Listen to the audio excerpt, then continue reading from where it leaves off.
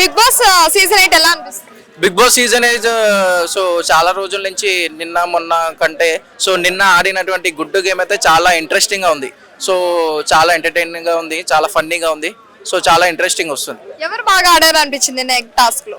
So నిన్న టాస్క్లు అయితే అందరు చాలా బాగా ఆడారు. విష్ణుప్రియ కానీ చాలా మంది మన ప్రేరణ యష్మి వీళ్ళు చాలా బాగా ఆడారు. లేడీస్ బాగా ఆడారు జెంట్స్ కంటే. అంటే అబ్బాయిల కంటే అమ్మాయిలే బాగా ఆడారు అని ప్రూవ్ చేశారు అనిపించింది నిన్న టాస్క్ లో.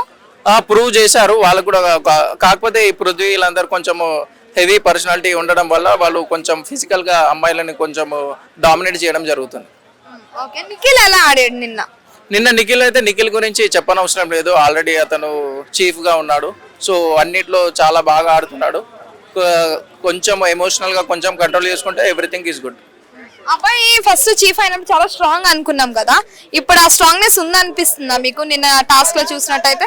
అబ్బాయి చాలా అగ్రెసివ్, ఏదో ఆడుతుండు, జస్ట్ ఉండంటే ఉండు తప్ప అతని ఇంటరాక్షన్ ఏం లేదు. నిన్నటి గేమ్లో అంత ఏం అనిపించట్లేదు అబ్బాయి గేమ్. అబ్బాయి ఓన్లీ మాటలే అంటారా లేదంటే టాస్క్ ఏమైనా కనిపిస్తుందా? ఓన్లీ మాటలే ఉంది, టాస్క్ ఏం లేదు. ఉట్టి మాటలతోటి ముందుకు బండి సాగిస్తుండు. యష్మి అంటే ఎలా ఆడింది నిన్న? యష్మి ఆడుతుంటే నిజంగా యష్మి నేను అసలు ఇంత చాలా బాగా ఆడింది. సో అందరి ప్రేక్షకుల మనసుని ఆమె ఆకర్షించింది. సో యష్మి ఈసారి చాలా బాగా ఆడింది. పృథ్వీ నిన్న అంత అగ్రెషన్ అయ్యాడు కదా, అంటే స్టార్టింగ్ నుంచి చూస్తే రోజు రోజుకి సైకోలో బిహేవ్ చేస్తున్నట్టు అనిపిస్తుందా? అవును, పృథ్వీ కొంచెం అగ్రెసివ్ అవుతున్నాడు. అమ్మాయిల పైన కొట్టడం కూడా జరిగింది. సో నిన్న ప్రేరణ పైన చేయి కూడా చేసుకోవడం జరిగింది. ఇవన్నీ తగ్గించుకోవాలి. సో ప్రేక్షకులు అన్ని గమనిస్తూనే ఉన్నారు. సో ఈ విధమైన హైపర్ ఉంటే బిగ్ బాస్ హౌస్లో నడవదు. సో ఎంత కోపం ఉన్నా కంట్రోల్ చేసుకోవాలి. సో అవన్నీ కంట్రోల్ చేసుకుంటేనే నువ్వు రానున్న రోజుల్లో దాంట్లో సర్వైవ్ అవుతావు, లేదంటే నేను ఎలిమినేట్ చేసేస్తారు. అంటే రేపు ఎలిమినేట్ అయ్యే ఛాన్సెస్ ఏమైనా ఉన్నాయంటారా పృథ్వీరాజ్? ఉన్నాయి అనుకుంటున్నాను నేనైతే. సో ఆయన ఒక అగ్రెసివ్ బిహేవియర్ వల్ల సో ఆడియన్స్ అతన్ని ఎలిమినేట్ చేసే అవకాశం ఉందనుకుంటున్నాను. మణికంఠ ఎలా ఆడుతున్నాడు? మణికంఠ అంటే ఏడుస్తున్నాడు, అంటే హగ్లిస్తున్నాడు. అసలు మణికంఠ ఎందుకు వచ్చిండు? అసలు బిగ్ బాస్ హౌస్ అనుకుంటున్నా.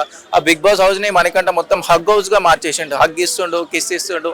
అంటే కెమెరా వెనుక పోయి ఏడుస్తా అంటుండు, కెమెరా ముందు నేను ఏడవంటుండు. మొత్తము ఎట్లా అంటే ఒక అమ్మాయిలాగా చేస్తున్నాడు.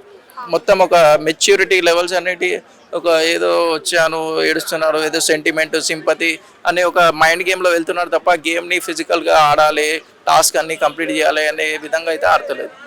అంటే ఇప్పటి వరకు అయిన టాస్క్లో ఎగ్ టాస్క్ బాగా అనిపించిందా మీకు? సో అన్ని కంటే టాస్క్ నాకు ఎగ్ టాస్క్ చాలా బాగుంది కాబట్టి ఎగ్ పట్టుకొని తిరుగుతున్నా. బిగ్ బాస్ సీజన్ అయితే గుడ్ గేమ్ అయితే చాలా ఫన్ బజ్ అనిపించింది. అన్లిమిటెడ్ ఫన్ ఏదైతే ఉందో ఈ గేమ్ తోటి చాలా బాగా అనిపించింది. సో